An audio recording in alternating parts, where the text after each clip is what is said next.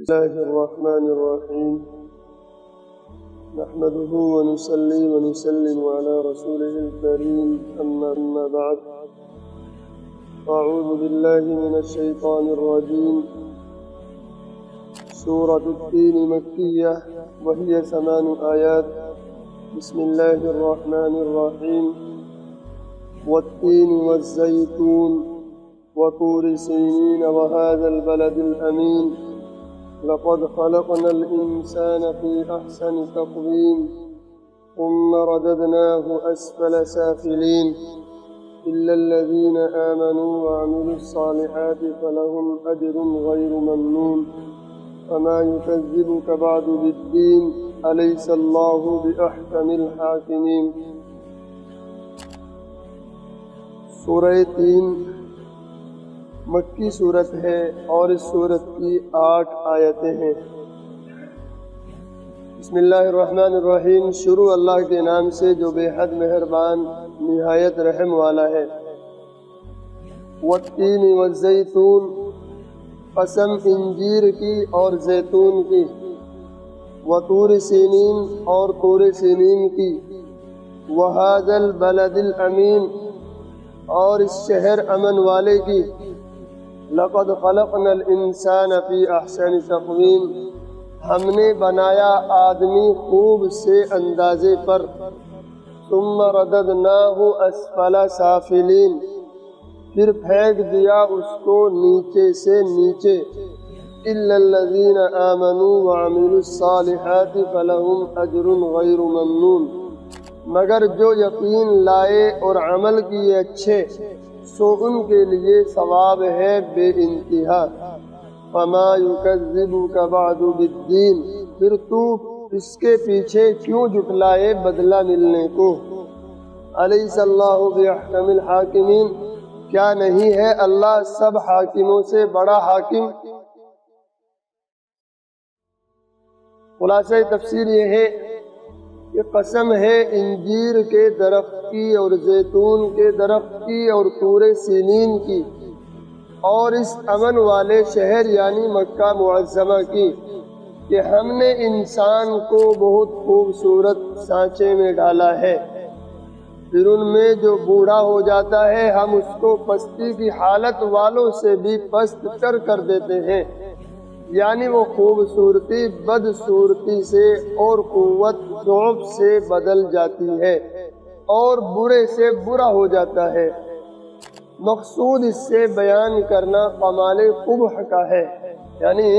جتنی خوبصورتی اس کے اندر ہوتی ہے بڑھاپے کے اندر اتنی ہی زیادہ بدصورتی سے بدصورتی پیدا ہوتی چلی جاتی ہے، جس سے ان کے دوبارہ پیدا کرنے پر حق تعالیٰ کی قدرت کا ہونا واضح ہوتا ہے۔ جیسا کہ اللہ تعالیٰ نے فرمایا اللہ الذی خلقکم من ضعف، یعنی اللہ وہ ہے جس نے تم کو پیدا کیا کمزوری سے، اور مقصود اس صورت کا یہ ہوتا ہے کہ اللہ تعالیٰ کی قدرت دوبارہ پیدا کرنے اور زندہ کرنے پر ثابت کرنا ہے، جیسا کہ فما یکذبک بعد بالدین کے جملے سے اس طرف اشارہ پایا جاتا ہے۔ اور اس آیت کے عموم سے چونکہ یہ معلوم ہوتا ہے کہ بوڑھے سب کے سب قبیح اور برے ہو جاتے ہیں، اس ابہام کو دور کرنے کے لیے آگے آیت میں ایک استثناء بیان کیا جاتا ہے، الا الذین آمنوا وعملوا الصالحات، لیکن جو لوگ ایمان لائے اور اچھے کام کیے تو ان کے لیے اس قدر ثواب ہے جو کبھی منقطع نہ ہوگا۔ جس میں بتلا دیا کہ مومن صالح بوڑھے ضعیف ہونے کے باوجود انجام کار کے اعتبار سے اچھے ہی رہتے ہیں، بلکہ پہلے سے زیادہ ان کی عزت بڑھ جاتی ہے۔ آگے خلقنا اور رددنا پر تفریع ہے کہ جب اللہ تعالیٰ تخلیق و تقلیب احوال پر قادر ہے تو اے انسان پھر کون چیز تجھ کو قیامت کے بارے میں منکر بنا رہی ہے۔ یعنی جب اللہ تعالیٰ تخلیق پر بھی قادر ہے پیدا کرنے پر اور تقلیب احوال یعنی حالات کے بدلنے پر بھی قادر ہے، تو پھر اے انسان کون سی چیز ہے جو تجھ کو قیامت کے بارے میں منکر بنا رہی ہے، یعنی وہ کون سی دلیل ہے جس کی بنا پر تو ان دلائل کے ہوتے ہوئے قیامت کا منکر ہے۔ کیا اللہ تعالیٰ سب حاکموں سے بڑھ کر حاکم نہیں؟ تصرفات دنیاویہ میں بھی، جن میں سے تخلیق انسانی اور پھر بڑھاپے میں اس میں تغیرات کا ذکر اوپر آیا، اور تصرفات اخرویہ میں بھی، جن میں سے قیامت و مجازات بھی ہیں۔ اللہ تعالیٰ نے فرمایا وَالتِّینِ وَالزَّیتُونِ وَطُورِ سِینِین۔ اس آیت میں 4 چیزوں کی قسم کھائی گئی ہے، جن میں 2 درخت ہیں، ایک تین یعنی انجیر اور دوسرے زیتون، اور ایک پہاڑ طور پہاڑ جس کو کہا جاتا ہے، اور ایک شہر یعنی مکہ مکرمہ کی۔ ان 4 چیزوں کو اللہ تعالیٰ نے قسم کھانے کے لیے کیوں مخصوص کیا ہے؟ انہی 4 چیزوں کی کیوں قسم کھائی، کسی اور چیز کی قسم کیوں نہیں کھائی؟ اس تخصیص کی وجہ یہ ہو سکتی ہے کہ یہ دونوں درخت کثیر البرکت اور کثیر المنافع ہیں، یعنی انجیر اور زیتون، یہ دونوں درخت جو ہیں ان کے اندر برکت بہت زیادہ ہے اور ان کے منافع اور فوائد بھی بے شمار ہیں۔ جس طرح طور پہاڑ اور شہر مکہ کثیر البرکت ہیں،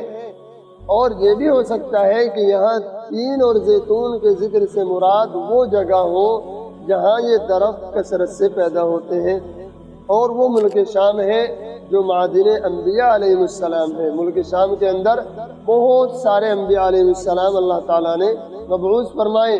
اور حضرت ابراہیم علیہ السلام بھی اسی ملک شام میں مقیم تھے، ان کو ہجرت کرا کر مکہ معظمہ لایا گیا تھا۔ اس طرح ان قسموں میں تمام وہ مقامات مقدسہ شامل ہو گئے جہاں خاص خاص انبیاء علیہ السلام پیدا اور مبعوث ہوئے ہیں۔ ملک شام عام انبیاء علیہ السلام کا وطن اور مسکن ہے۔ کوہ طور حضرت موسیٰ علیہ السلام کے حق تعالیٰ کے ساتھ ہم کلام ہونے کی جگہ ہے، اور سینین یا سینا اس مقام کا نام ہے جہاں یہ پہاڑ واقع ہے، اور بلد امین مکہ مکرمہ خاتم الانبیاء جناب محمد رسول اللہ صلی اللہ علیہ وسلم کا مولد و مسکن ہے۔ ان 4 چیزوں کی قسم کھا کر ارشاد فرمایا لَقَدْ خَلَقْنَا الْإِنسَانَ فِي أَحْسَنِ تَقْوِيمٍ۔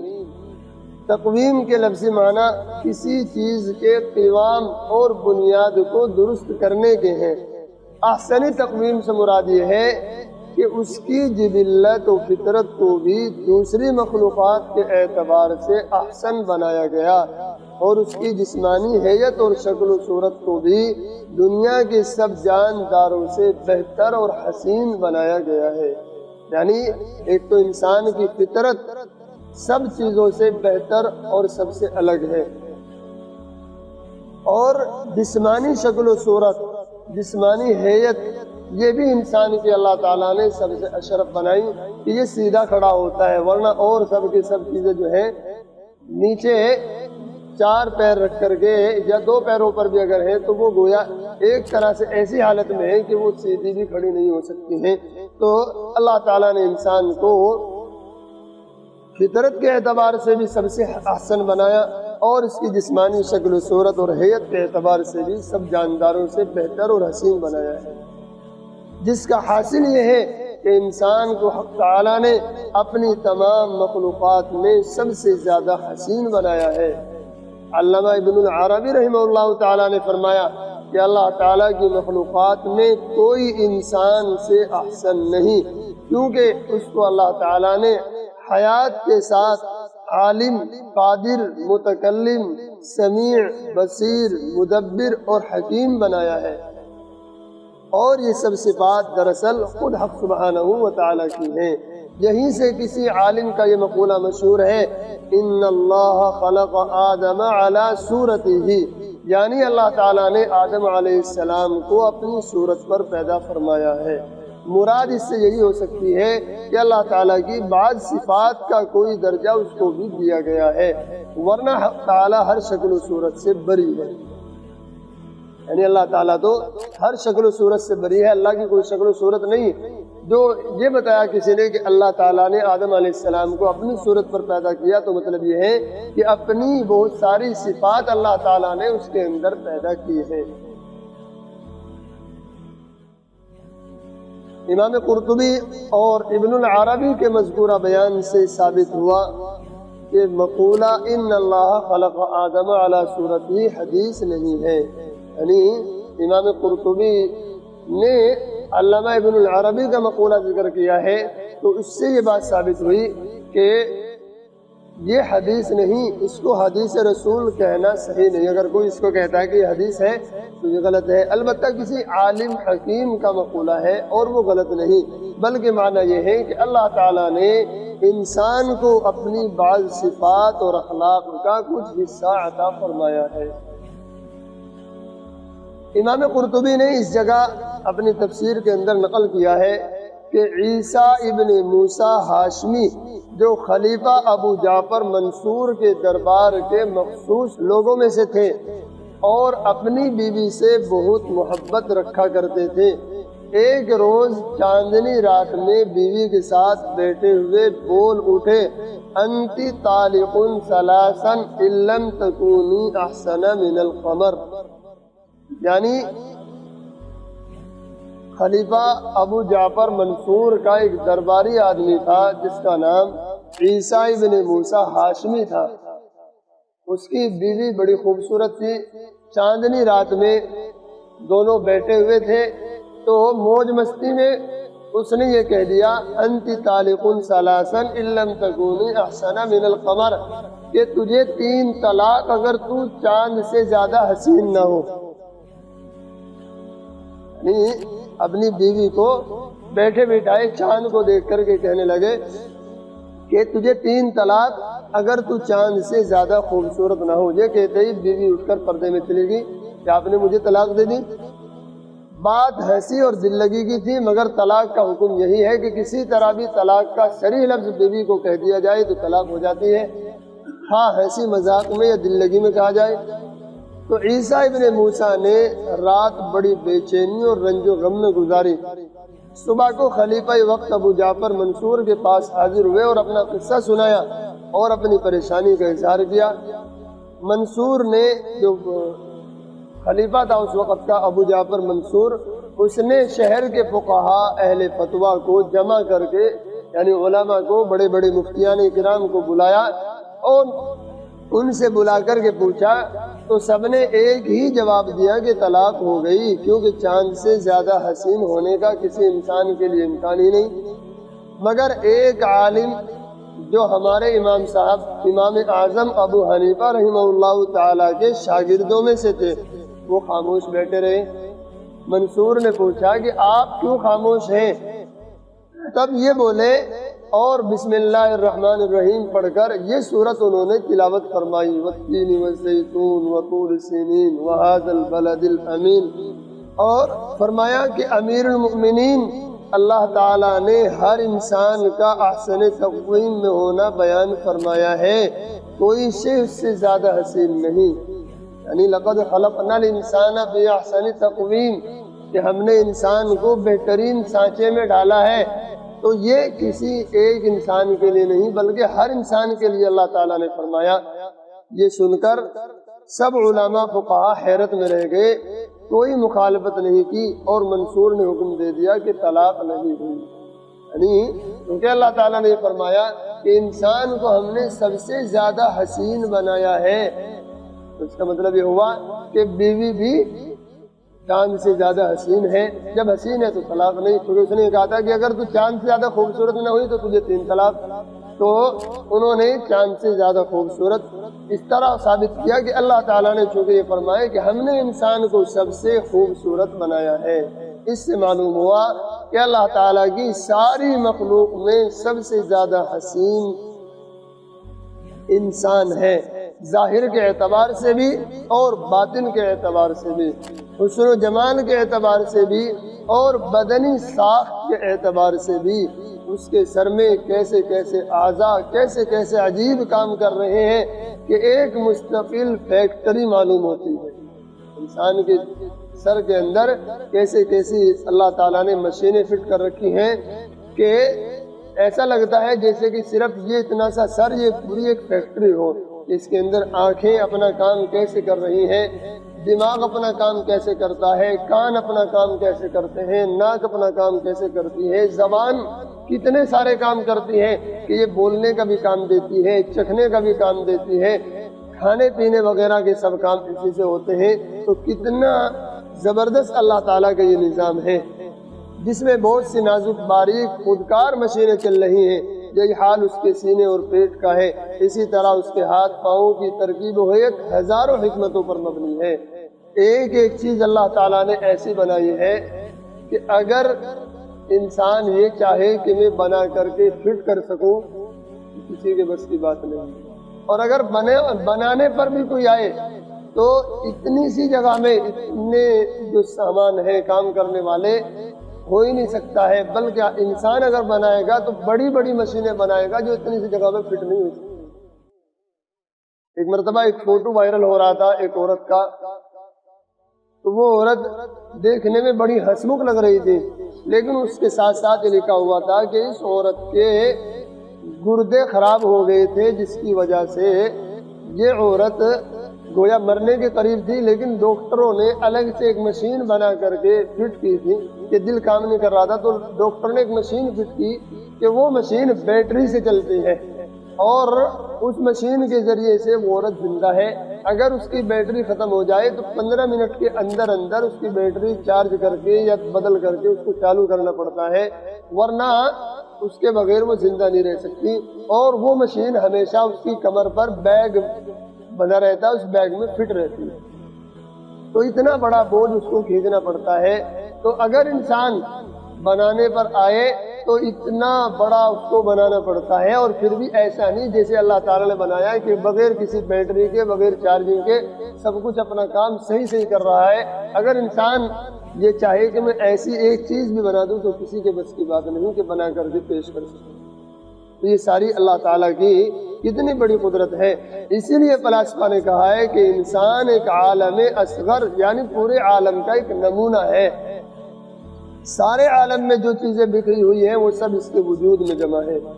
صوفیہ کرام نے بھی اس کی تائید کی، اور بعض حضرات نے انسان کے سر سے پیر تک کا سراپا لے کر اشیاء عالم کے نمونے اس میں دکھلائے ہیں۔ بہرحال آگے ارشاد باری ہے ثم رددناہ اسفل سافلین۔ پہلے جملے میں ساری مخلوقات اور ساری کائنات سے حسن بنانے کا بیان تھا، اس جملے میں اس کے بالمقابل یہ بتلایا گیا کہ جس طرح وہ اپنی ابتدا اور شباب میں ساری مخلوقات سے زیادہ حسین اور سب سے زیادہ بہتر تھا، آخر میں اس پر یہ حالت بھی آتی ہے کہ وہ بد سے بدتر اور برے سے برا ہو جاتا ہے۔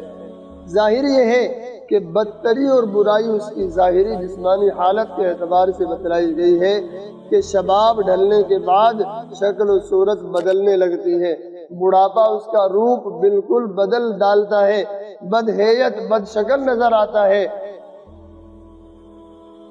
بیکار اور دوسروں پر بار ہو کر رہ جاتا ہے، کسی کے کام نہیں آتا، بخلاف دوسرے جانوروں کے کہ وہ آخر تک اپنے کام میں لگے رہتے ہیں۔ انسان ان سے دودھ اور سواری، بار برداری کے اور دوسری قسم کے سینکڑوں کام لیتے ہیں، اور وہ ذبح کر دیے جائیں یا مر جائیں تو بھی ان کی کھال بال ہڈی غرض جسم کا ریزہ انسانوں کے کام میں آتا ہے،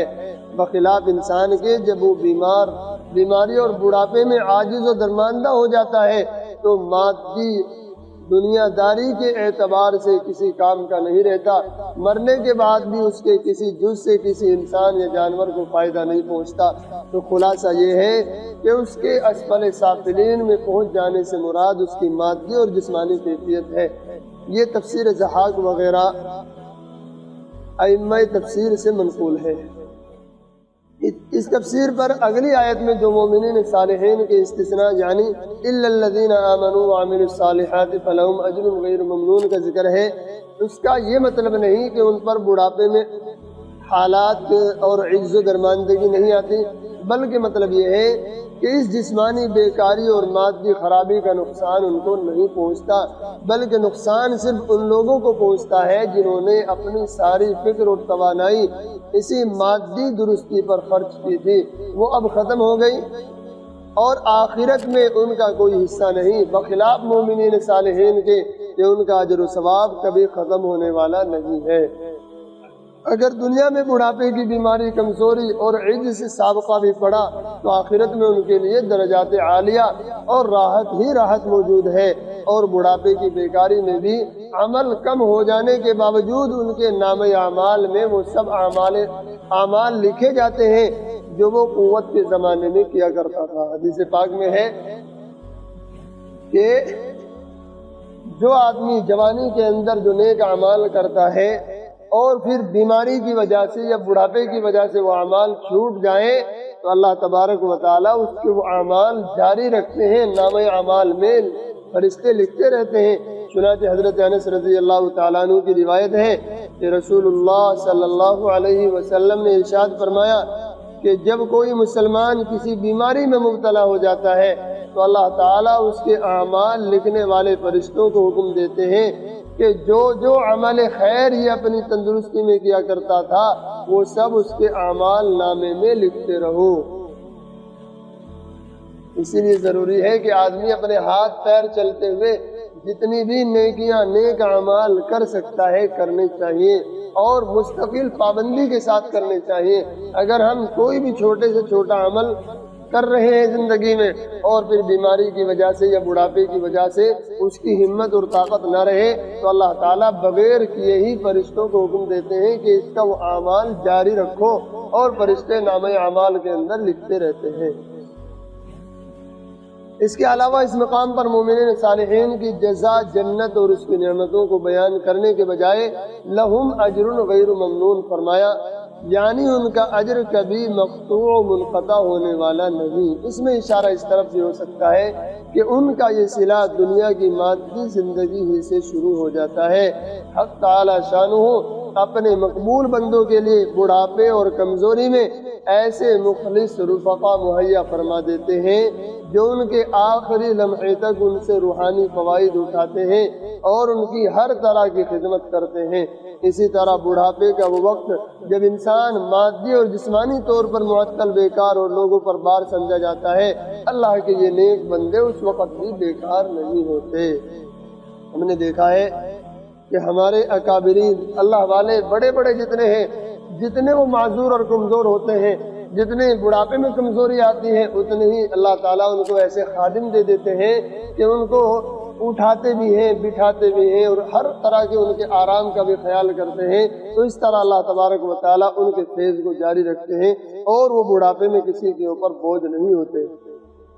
اور بعض حضرات مفسرین نے اس آیت کی یہ تفسیر فرمائی کہ رددناہ اسفل سافلین عام مسلمانوں کے لیے نہیں بلکہ کفار و فجار کے لیے ہے، جنہوں نے خدا داد احسن تقویم اور انسانی کمالات و شرافت اور عقل کو مادی لذائذ کے پیچھے برباد کر دیا، تو اس ناشکری کی سزا میں ان کو اسفل سافلین میں پہنچا دیا جائے گا۔ اس صورت میں الا الذین آمنوا کا استثناء اپنی ظاہری مفہوم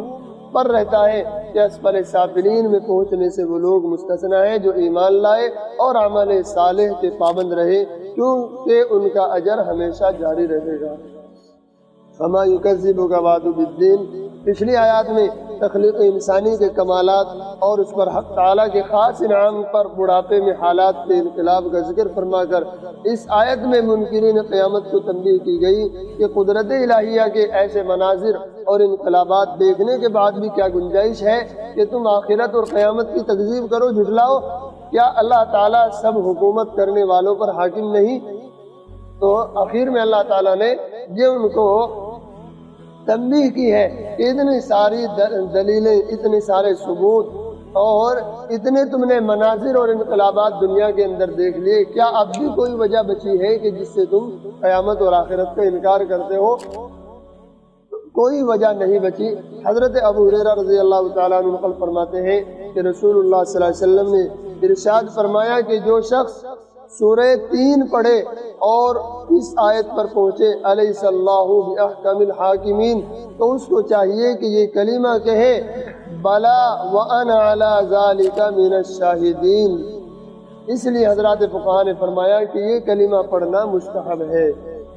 یعنی جیسے ہی اس سورت کو پڑھے اور اس آیت پر پہنچے الیس اللہ باحکم الحاکمین، اس کا ترجمہ ہے کیا اللہ تعالیٰ سب حکومت کرنے والوں پر حاکم نہیں؟ تو ہم کہیں گے اس کے جواب میں بلا،